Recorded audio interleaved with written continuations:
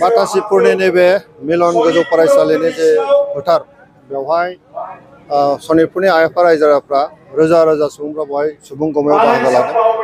फैगौ बिसायख'थि खुथियाव बाहागो लानो थाखाय बिथांमोना गावनि गोसोखौ फोरमायफैदों। जेरैबायदि बाहागो लादों हाजार हाजार मानसिफ्रा बे जोंनि थाखाय खोब गोजोनथाव बाथ्रा। आरो आं सानो दिनै जि नुजाथिनाय बेजों रायजोफ्रा फोरमायबाय जे सनितपुरनि आइ आफा रायजो राजाफ्रा बड'लेण्डआव हाबनायाव बेसेबां गोजोन मोनदों, बेसेबां खुसि जादों, बे बाथ्राया दिनै फोरमान जादों। आरो बिथांमोनखौ आङो सोंदों थोंजोङैनो जे नोंथांमोना एबा बड'लेण्डआव बिटिसि बिसायख'थियाव सोरखौ भट होगोन। बिथांमोना स्पष्टयै मोनसे इंगितखौ होबाय जे दिनैहाय जाय हान्जाया गोजोन लाबोदों, जाय हान्जाया सुक्ति खालामनायखौ मावफुंबाय थादों, माने जोंनि सनितपुरनि आइ आफा रायजोफोरखौ बड'लेण्डआव सोनायनि खामानि मावबाय, बेनि अनगायै सोर हान्जाखौ जों नायनो। गतिके आइ आफा रायजोफ्रा एबा ट्रेक्टरावनो भट होगोन आरो बे UPPL हान्जाखौनो मदद होगोन, बेबो रोखा जाबाय। बेवहाय गुबुन हान्जा फैनायनि खोथा गैया आरो जों देरहासार जागोन। आरो बाथ्राया रोखा जे एबार बिटिसि बिसायख'थियाव जों 40थायावबो गेलेदों आरो जों बेवहाय बांसिन नाम्बार लानानै जों हारसिङैनो सरकार दागोन। आरो फैबाय थानाय समावहाय जोंनि सनितपुरनि आइ आफानि थाखाय जेफोर आद्रा थाबाय मावनांगौ दं बेखौ जों गोख्रैनो मावगोन, जौगानायनि थाखायबो गोख्रैनो मावगोन। आरो बे बाथ्राखौ जों स्पष्टयै दिनै बुंदों आरो रायजोफ्रा बेखौ गनायगोन। आरो बेवहाय बे बेलायाव नुनो मोननाय जादों BPF दोलोआबो बेवहाय फैनायखौ नुनो मोनदों। बेनि सायाव नोंथाङा मा बुंनो सानो? BPF दोलो फैनायावथ' आइ आफाफ्रानो बिथांमोना रिप्लाइखौ होबाय जे BPFनि प्रधान हाग्रामा महिलारिया फैनानै जि मिटिं खालामदों बेवहाय रायजो राजाफ्रा बारा नुजाथियाखै। प्रश्नबो खालामदों जे नोंथाङा जेब्ला पावाराव दंमोन 15 बोसोर सासन खालामबाय, बे समावहाय नोंथाङा मा मावदों सनितपुरनि थाखाय, बे प्रश्न जादों। बिनि उत्तर गैया। बिथाङा दिनै फैनानै रायजो राजाफोरनि गेजेराव बुंदों जों एबार सरकाराव फैयोब्ला सनितपुरखौ बड'लेण्डआव हाबनायनि थाखाय खामानि मावगोन, रायजोनि थाखाय गोबां मावगोन होननानै। बेथ' गावनो उल्था पाल्टा खोथाखौ बुंनानै लायो। थांनाय बाराव बे बुंबाय मा सनितपुरा मालाबाबो हाबा आरो बिटिआर माने एकर्डआ मोजां नङा। दिनै फैनानै आरोबाव भटनि थाखाय दिनै हाग्रामा महिलाया सनितपुराव फैनानै रायजो राजाफोरनि सिगाङाव भट बिफैदों। गतिके हाग्रामा महिलाया दिनै भगबाननि सायाव निर्भर, बेहा रायजो राजानि सायाव फोथायनाय गैया। बेखायनो दिनै बे भगबाननि सायाव निर्भर खालामनानै केम्पेइन खालामगासिनो दङ। आरो भगबानाथ' जाय मोजां मावो बेखौसो अनो। गतिके बिथाङा 15 बोसोराव जेरैबायदि सासन खालामलांबाय बेखौ भगबानाबो बिजिरदों, जायनि थाखाय बिथाङा 2020 मायथाइयाव सरकार दानो हायाखै, 17था मोननानैबो दानो हायाखै। गतिके बेखौ दिनै भगबानाबो बिसार खालामदों आरो आइ आफा रायजो राजाफ्राबो दिनै बिसार खालामदों। 2025 मायथाइनि एबार बिटिसि बिसायख'थियाव जोङो UPPL हान्जाया हारसिंनो सरकार दागोन आरो जों बयबो जाथि जनगोष्ठीखौ लानानै मोनसे गोजोन बिटिआर, जौगासार बिटिआर जोङो दागोन। आरो बयखौबो अनलायनायनि गेजेरजों जोङो जोंनि जे थासारि बेखौ जोङो मोजाङै लांगोन।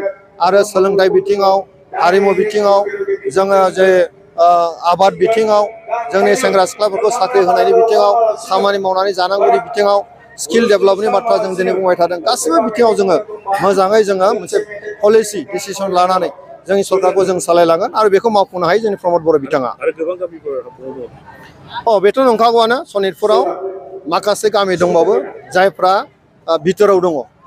जायफ्रा बिथोराव दङ बे गामिफ्रा एसे हाबबावनांगौ दङ, बेखौ सावरायगासिनो दङ। आरो बे हाबाफारियाव जोंहा दुलाराय बर' फरायसा आफादाबो मावबाय थादों, जोंनि सरकारनिफ्रायबो जों मावबाय थादों। गतिके बेखौ नेक्स्ट सरकार फैनाय लोगो लोगोनो बे हाबाफारिखौ जों मावफुंसारगोन। आरो जोंहा फोथायनाय दङ जिहेतु अलरेडि 60था गामिया हाबबाय, दिनै आरो भट होनो थाखाय मोनसे अधिकारबो होबाय। गतिके माखासेयाबो जाफुंसारगोन। भारत सरकार, आसाम सरकारा मदद होबाय थादों। गुबैयै जोंनि आसामनि गिबि मन्थ्रि डक्टर हिमन्त बिश्व शर्मा बिथाङा बे हाबाफारियाव मोजाङैनो जोंखौ मदद होदों। भारतनि सरकाराबो दिनै गाहाय मन्थ्रियानो जा, नखर मन्थ्रियानो जा, मोजाङै जोंखौ जोथोन लाबाय थादों। गतिके जोंहा फोथायनाय दं बे हाबाफारियावबो जों जाफुंसार जागोन आरो जों देरहासार जागोन। माखासे हाफोरा दासिमबो जिपिएस जायाखै, वाइल्ड लाइफ एरिया थालांनाय जिफोर हा बेखौ माबायदि जिपिएस खालामनाय जागोन आरो नोंथाङा रायजो सभानि सासे MP हिसाबै मा फोरमायनो सानदों?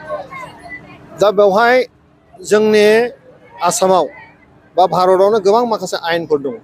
हाग्रा बेंनायनिबो आयेन दङ, जिब जुनारखौ बेंनायनिबो आयेन दङ, मानसिनि थाखाय आयेन दङ।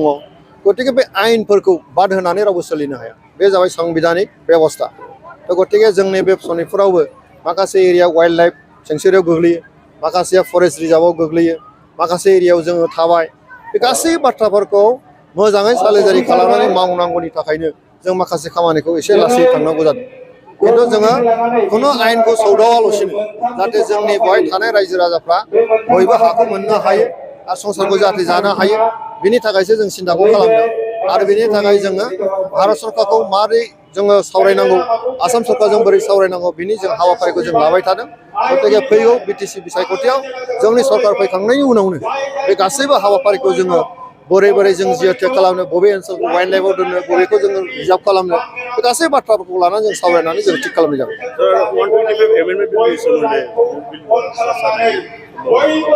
नंगौ बियो जोंनि 2020 मायथाइनि जोंनि बिटिआर जि एकर्ड बे एकर्डआव 125 जि मोनसे कनस्टिटिउसन एमेन्डमेन्टनि बाथ्रा दंमोन बेयो खोब गोनांथार जोंनि थाखाय आरो बेखौ मावफुंनो थाखाय भारत सरकारा अलरेडि खामानि मावबाय फ्राय मोनसे फ्रेमाव फैजोब्बाय एबारनि मनसुन सेसनाव लाबोनायनि खोथामोन खिन्थु माखासे 6 सिडुल एरिया दं जोंनि नर्थ इस्टआव गासै 10थासो 6 सिडुल काउन्सिल दङ बे काउन्सिलफोरखौ जयैनो लाबोनो नाजानायाव माखासे काउन्सिलजों सावरायलायबाय थानायाव एसे देरि जादों गतिके बिथांमोना जोंनो खोथा होदों जे एबाराव जों लाबोथ'नो हानाय नङा नेक्स्ट सेसन जि फैगोन बेवहाय जोङो खालामनाय जागोन होनना बिथांमोना बुंदों गतिके जोंहा फोथायनाय दङ जिहेतु एकर्डखौ भारत सरकारा मदद होदों जोंनि आइएफआ रायजोफोरखौ अनदों गतिके बे गासैबो एकर्डनि दफाफोरखौ मावफुंनायाव भारत सरकारा मावबाय थागोन आरो आथिखालाव बुंनो थाङोबा 80 जौखोन्दोआनो एकर्डनि 80 जौखोन्दोआनो माने मावफुंजाबाय बाखि मोनफा मोननै दङ बेबो मावफुंजागोन